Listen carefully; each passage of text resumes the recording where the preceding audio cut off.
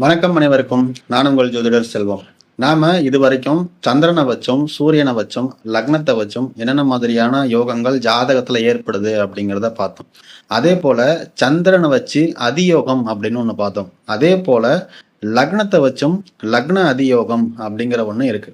இப்போ சந்திரனுக்கு 6ஆம் இடத்துல, 7ஆம் இடத்துல, 8ஆம் இடத்துல குரு புதன் சுக்கிரன் அமரும் பொழுது இந்த அதியோகம் ஏற்படுது அப்படிங்கிறத பார்த்தோம் இல்லைங்களா?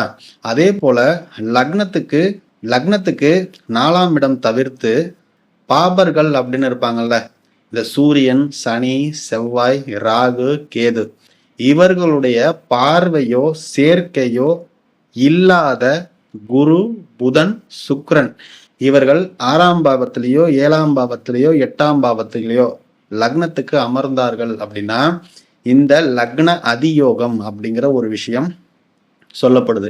இந்த லக்ன அதியோகத்துல பிறந்திருக்கிறாங்க அப்படின்னா இந்த யோகம் ஒரு நாட்டினுடைய மந்திரியா கூட ஆக்கலாம், ஒரு இராணுவத்துல பெரிய படைத்தளபதியா ஒரு பெரிய பொறுப்புல கொண்டு போய் வைக்கலாம், நிறைய தத்துவ ஞானம் இருக்கக்கூடியவங்களா இருக்கலாம், நிறைய ஒரு விஷயத்த ஆராய்ச்சி பண்ணி கண்டுபிடிக்கிறாங்க பார்த்தீங்களா, புதிய புதிய விஷயங்களை கண்டுபிடிக்கிறாங்க பார்த்தீங்களா, அந்த மாதிரியா இருக்கக்கூடிய நிலையை கொடுக்கும். ஒரு மகத்தான மனிதனாகவும் தனம் குணம் இவைகள் உடையவனாகவும் வாழ்வான், சீரும் சிறப்புமாக சிறப்புற்று வாழ்வான் அப்படின்னு சொல்லப்படுது.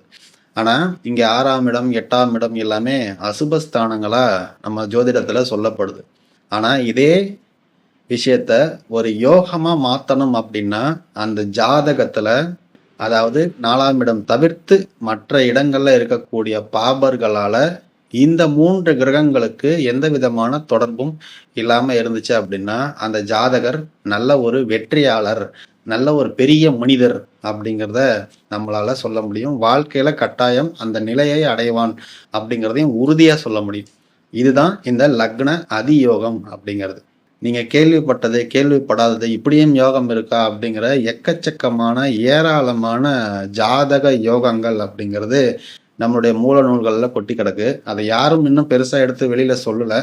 நம்ம சொல்லுவோமே அப்படிங்கிற ஒரு முயற்சியில இறங்கியிருக்கேன். இது எவ்வளவு தூரம் பாசிட்டிவா போகுது அப்படிங்கிறது தெரியல. தொடர்ந்து இணைந்திருங்கள். நன்றி, வணக்கம். அடுத்த வீடியோல சந்திக்கலாம். பாய்.